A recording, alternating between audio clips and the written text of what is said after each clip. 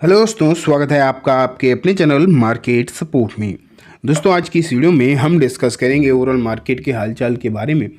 आप जैसा कि देख रहे हैं कि मार्केट में एक बार फिर से जो स्थिति है वो आपको वीक ही देखने को मिल रही है। कल हमने सबने देखा, सबसे पहले तो आप देख रहे हो निफ्टी के हालचाल किस तरीके के, लगभग 0.25% की गिरावट आपको दिखाई दे रही है यहाँ पर।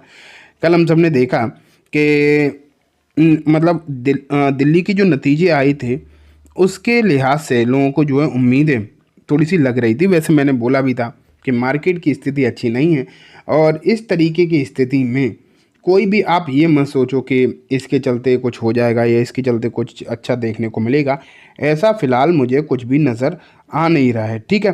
अब आप ये मान के चलिए, इसलिए मुझे जहाँ तक लगता है दोस्तों कि अभी मार्केट में दिक्कतें हैं, लेकिन ये दिक्कतें और यहाँ से कितनी ऊपर जाएंगी ये देखने वाली बात है। मार्केट यहाँ से और कितना नीचे गिरेगा, सबसे पहले मैं दिखाता हूँ आपको। ये देखो ओवरऑल मार्केट की पिक्चर जो है मैं आपको यहाँ से रख रहा हूँ आपके सामने और सब कुछ आपको समझ में आएगा। सबसे पहले सेंसेक्स अगर हम देखें तो आपको दिखाई दे रहा है क्या हालचाल, गिरावट ठीक ठाक, आधे परसेंट से ज़्यादा। निफ्टी 50 में 0.1% की गिरावट जो भी मैंने आपको दिखाई थी। बैंक की स्थिति देखोगे तो हालत ख़राब ही है बैंक की भी यहाँ पर। वहीं मिड कैप 100 अगर हम देखें तो लगभग 2% के आसपास की गिरावट आपको मिड कैप 100 में भी नज़र आ रही है।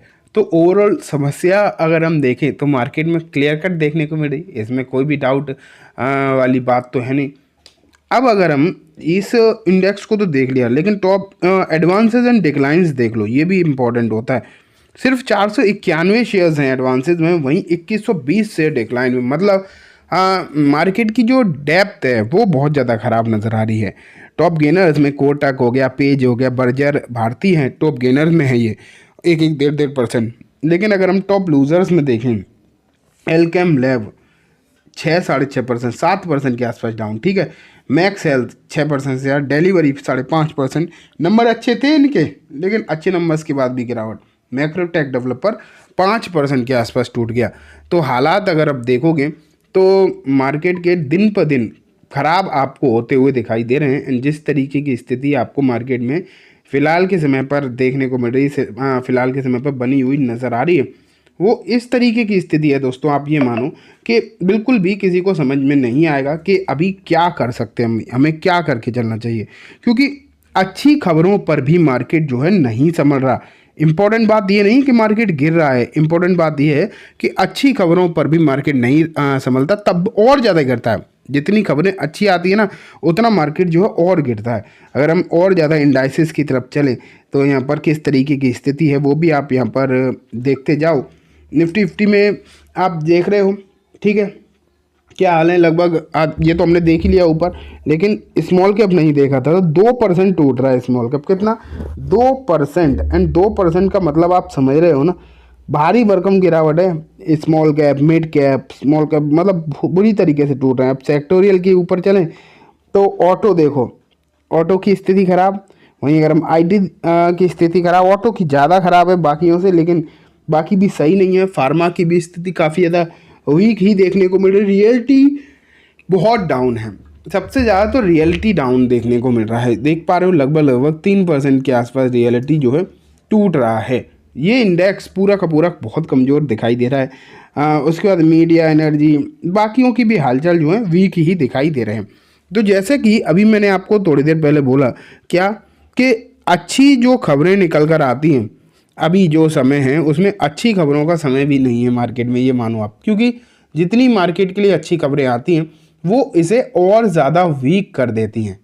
ये चीज़ जो है आपको देखने को मिल रही है। एंड ये इसलिए और चिंताजनक बात है कि अभी तो आप देखेंगे कि नया इनकम टैक्स लॉ आने वाला है, ठीक है। इनकम टैक्स लॉ आने ही वाला है।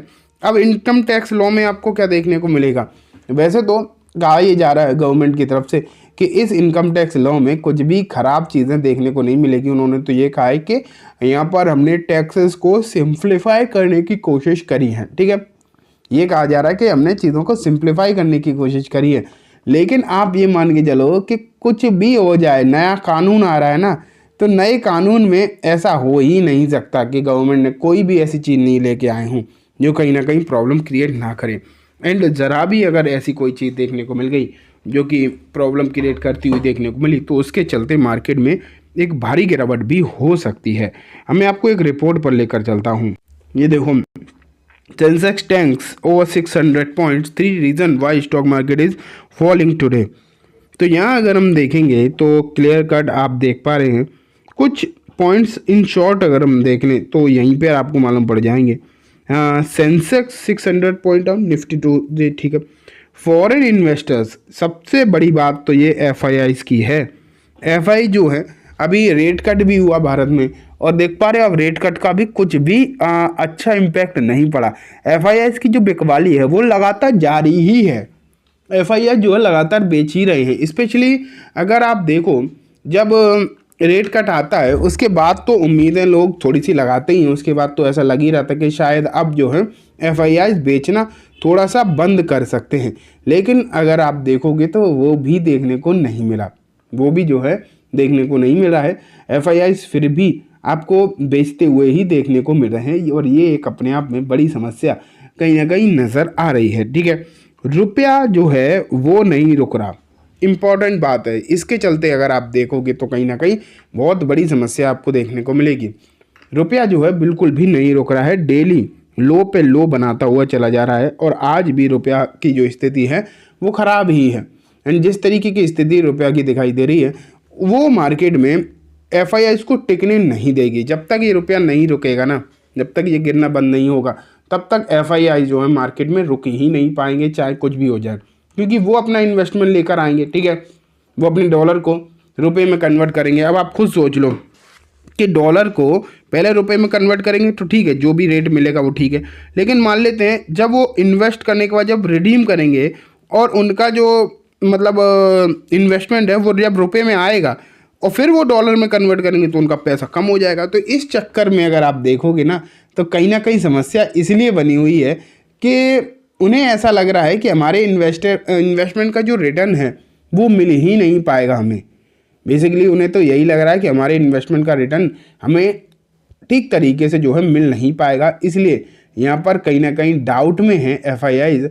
और जिस तरीके के डाउट में नज़र आ रहे हैं वो कहीं ना कहीं अगर हम देखें तो उन्हें मार्केट में टिकने ना देने के लिए प्रोत्साहित कर रहे हैं। और जब तक रुपया भी नहीं रुकेगा गिरना तब तक मुझे नहीं लगता कि कहीं भी मार्केट में कोई भी सुधार आने वाला है।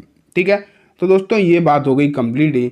आज की इस वीडियो में हमने ओवरऑल मार्केट के बारे में डिस्कशन किया है। कोई सपोर्ट एंड रेजिस्टेंस की फ़िलहाल मैं कोई बात नहीं कर रहा हूँ, क्योंकि इससे कोई भी फ़िलहाल फ़र्क नहीं पड़ रहा है। मार्केट जब थोड़ा बहुत नॉर्मल होगा उसके बाद इन चीज़ों के बारे में बात करेंगे। तो चलिए दोस्तों, आज की इस वीडियो में बस इतना ही। उम्मीद है वीडियो पसंद आई होगी। वीडियो अच्छी लगी हो तो लाइक करना, चैनल को भी ज़रूर सब्सक्राइब करना, जाते जाते बेल आइकन दबाना, जिससे कि जब भी मैं कोई नई वीडियो डालूँ आपके पास नोटिफिकेशन आ जाए। एंड दोस्तों, वीडियो सिर्फ और सिर्फ एजुकेशन इन्फॉर्मेशन पर्पस है, तो इसे किसी भी तरीके की बाइंग सेलिंग के रिकमेंडेशन के तौर पर ना देखें। Thank you.